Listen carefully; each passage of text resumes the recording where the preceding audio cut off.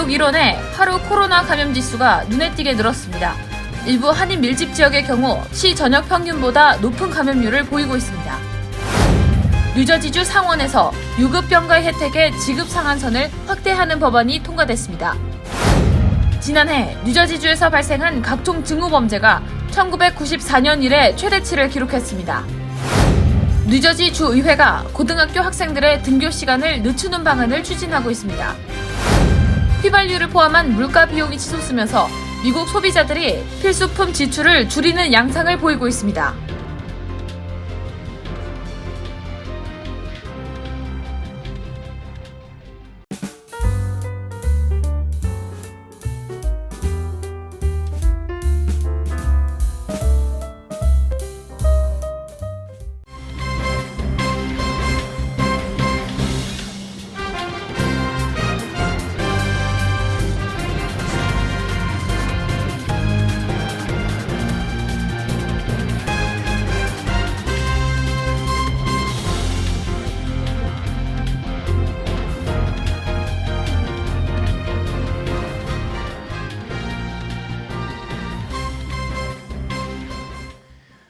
여러분 안녕하십니까? KBTV 뉴스9 이창원입니다. 한 달 만에 뉴욕시 코로나19 하루 감염자 수가 2배 가까이로 늘어났습니다. 일부 한인 거주 지역의 경우 시 평균보다 높은 감염률을 나타나면서 감염 증가에 대한 우려가 커지고 있습니다. 첫 번째 소식 김은지 기자가 전합니다. 뉴욕시 보건국이 지난 1일 발표한 자료에 따르면 시 전역에서 하루 동안 코로나19에 감염된 사람은 총 1,488명으로 집계됐습니다. 이는 한 달 전인 3월 2일 하루 감염자가 788명이었던 데서 단 한 달 만에 88.8% 증가한 수치입니다. 뉴욕주에서도 이 같은 감염 증가세는 비슷합니다. 1일 발표된 주전역 하루 감염률은 3.08%를 기록해 지난 3월 내내 1%대를 기록하던 데서 1%포인트 이상 올랐습니다. 어느 정도의 감염 증가는 마스크 의무화와 백신 접종 증명 제시 등의 규제가 해제되면서 예견됐던 것이기는 합니다. 하지만 기존 오미크론 BA1보다 전파력이 빠른 것으로 알려진 스텔스 오미크론 BA2가 뉴욕, 뉴저지에서도 지배종이 되면서 향후 상황을 쉽게 예측할 수는 없는 것으로 보입니다. 여기에 덧붙여 일부 한인 거주 지역의 감염률이 시 평균의 2배로 나타나 우려를 더하고 있습니다. 시 보건국에 따르면 우편번호 11360 베이사이드 지역의 지난 7일 평균 하루 감염률은 4.81%로 시전역 평균 2% 중반대의 2배 가까이 됩니다. 우편번호 11363 더글라스턴 리틀넥 지역과 11101 아스토리아, 롱아일랜드시티, 써니사이드 지역의 경우도 4.79%, 5.26%로 비슷한 수준입니다. 뉴저지주에서도 감염 증가 분위기는 유사합니다. 지난주 필머피 뉴저지 주지사는 최근 0%대를 유지했던 코로나19 전파율이 지난달 30일 1.01을 기록했다고 전했습니다. 하지만 머피 주지사는 감염 시에도 위험도는 예전보다 크게 낮아졌다면서 주민들에게 당황하지 말 것을 당부했습니다. 실제로 뉴욕과 뉴저지에서 코로나19 감염으로 인한 입원 환자와 사망자는 계속해서 감소하고 있는 것으로 알려졌습니다. 뉴욕시의 경우 하루 입원과 사망자 수가 최근 한 달 사이에 76.9%, 42.9% 각각 감소했습니다. 한편 뉴저지주도 50세 이상 성인에 대해 코로나19 2차 부스터샷 접종을 시행합니다. 주전역 대형 접종소와 약국, 이동식 접종소 등지에서 접종할 수 있으며 가까운 접종소는 주정부 홈페이지에서 확인할 수 있습니다. KBTV 뉴스 김은지입니다. 뉴저지주 상원에서 일시적인 장애와 가족의 병환 등으로 일을 못하게 된 근로자들에게 주는 지원금 혜택을 확대하는 법안이 통과됐습니다. 자세한 소식 전상희 기자가 전합니다. 뉴저지 주 상원 노동위원회는 최근 주정부가 시행하고 있는 일시 장애와 유급 가족병가 지원금 혜택의 한 주 최대 상한액을 993달러에서 1,206달러로 올리는 법안을 통과시켰습니다. 이 법안이 주지사 서명을 거치게 되면 연수입 6만 달러에서 7만 3천 달러 정도를 버는 중산층 근로자는 일시 장애와 가족 병환 등으로 일을 못하게 될 때 1년 기준으로 10,000달러 정도의 지원금을 더 받을 수 있게 됩니다. 뉴저지주는 현재 일시 장애와 가족 병가 지원금을 근로자가 받는 정상급여의 최대 85%까지만 받을 수 있게 하고 있습니다. 법안을 상정한 조이 크라이언 의원은 팬데믹 시기에 자신 또는 가족의 병환 등으로 일을 못하게 된 근로자가 지원금을 받고 있지만 최근 급격히 오르는 물가와 휘발유 가격 등으로 어려움을 겪고 있다고 밝혔습니다. 뉴저지주에서는 현재 근로자들이 일시 장애 지원 프로그램과 가족 병가를 위해 세금을 내고 있는데 최근 수년 사이 세 부담이 크게 늘고 있습니다. 한편 뉴저지는 유급 간병 혜택에 코로나19로 어려움을 겪는 주민들도 포함됩니다. 유급 간병 혜택 확대 법안은 코로나19로 일을 할 수 없거나 코로나19로 치료를 받는 가족을 돌봐야 하는 주민들도 유급 간병 휴가 프로그램을 신청할 수 있도록 하고 있습니다. KBTV 뉴스 전상입니다. 작년 한 해 동안 뉴저지주에서 발생한 각종 편견에 기반한 증오 범죄가 역대 최대치를 기록한 것으로 나타났습니다. 이 중 아시안 증오 범죄는 전해에 비해 2배 가까이로 증가했습니다. 김은지 기자입니다. 지난 1일 맷 플래킨 뉴저지주 검찰총장이 발표한 자료에 따르면 2021년 한 해 동안 뉴저지 전역 법 집행기관에 총 1,871건의 증오범죄가 보고된 것으로 나타났습니다. 이는 지난 1994년 주정부가 편견 기반 범죄를 별도로 집계하기 시작한 이래로 최대 건수입니다. 또 이는 2019년 994건, 2020년 1,447건에서 지속적인 증가세를 보이는 것으로 연간 증가율은 각각 45.6%와 29.3%에 이릅니다. 이 중 아시안 증오범죄는 2021년 129건이 발생해 전해 69건에 비해 87% 증가했습니다. 건수로는 전체 증오범죄 발생의 10% 미만이지만 팬데믹 이후 증가했습니다. 가장 큰 비중을 차지하는 증오범죄 유형은 흑인과 유대인에 대한 증오범죄로 나타났습니다. 이어 성소수자 LGBTQ+를 대상으로 한 증오범죄가 연간 373건 발생해 전해에 비해 무려 171% 증가했습니다. 또 2021년 한 해 발생한 증오범죄 사건 중 약 15%에 해당하는 275건이 사이버 공간에서 발생했습니다. 버긴 카운티에서 증오, 차별 사건이 가장 많이 발생한 곳은 잉그루드였으며 총 26건이 보고됐습니다. 이어 최대 한인 밀집타운 중 하나로 꼽히는 포트리가 21건으로 두 번째로 많았습니다. 이외 한인 밀집타운 중에서는 리치우드가 7건, 파라무스 3건, 레오니아, 테너플라이, 클로스터, 데마레스트 각 2건, 리치필드와 잉그루드 클립스가 각 1건씩 보고됐습니다.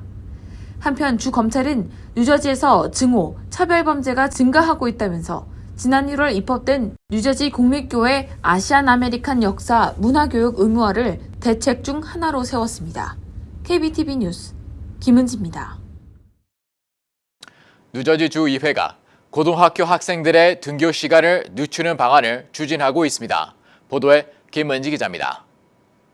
지난주 뉴저지 주상원 교육위원회는 민주당의 크레이 컬린 상원 의장 등이 상정한 고등학교 등교 시간 조정 법안을 통과시켰습니다.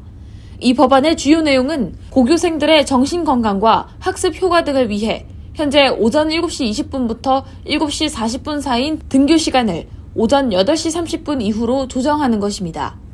컬린 상원 의장 등이 등교 시간을 늦추려고 하는 것은 수면과 건강에 대한 각종 연구에서 고교생들의 평균 취침 시간이 밤 11시 정도로 나오고 있어 현재 등교 시간은 바람직하지 않다는 것입니다. 컬린 상원 의장 등은 현재 고교생들 중 상당수는 스쿨버스 이용과 등교 시간에 맞추기 위해 오전 6시 정도에 일어나고 있다며 이렇게 일찍 일어나서 수업을 받게 되면 학습 의욕이 떨어질 뿐만 아니라 우울증과 분노를 유발시켜 학교 내 폭력 등 각종 부작용을 일으킬 수 있다고 지적했습니다. 또 지난 2020년에 시작된 코로나19 사태로 인해 오랜 기간 원격 수업을 받던 학생들이 이른 시간에 등교함으로써 최근 청소년들의 정신건강이 크게 악화됐다는 점도 한몫하고 있습니다. 실례로 지난 2월 한 달 동안 뉴저지주 어린이 가족 핫라인에 걸려온 전화 상담 건수는 1만 4천 건으로 월간 기준 최다를 기록했고 자살과 우울증 등 신고를 받았을 때 긴급 출동하는 상담 전문가의 배치 건수도 1년 전 2,582건에서 올해는 4,201건으로 크게 늘었습니다.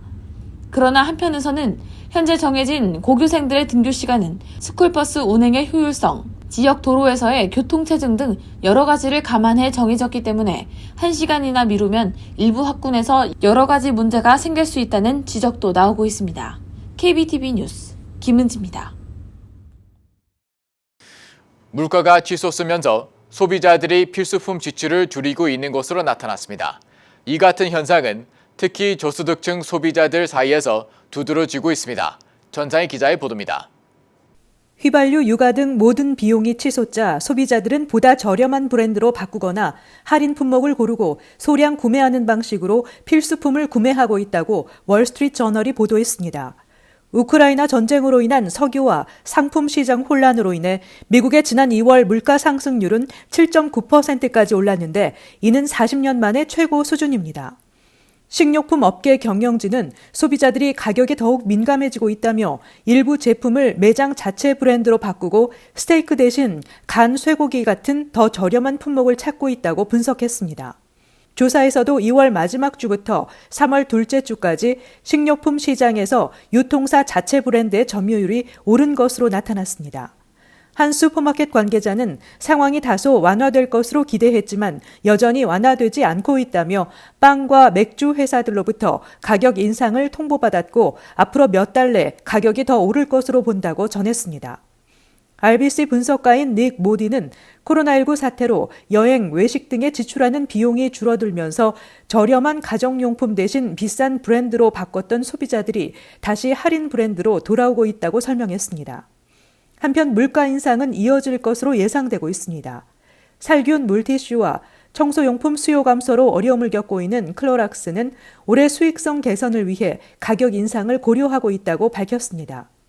웨이스마켓의 조나단 웨이스 CEO는 전체 식품 가격이 5에서 8% 인상할 것으로 보이며 에너지 가격 상승으로 통근이나 난방비에 더 많은 돈을 지불하게 되면서 쇼핑객이 더 적게 구매하고 더 많은 세일 품목들을 살 것으로 예상했습니다.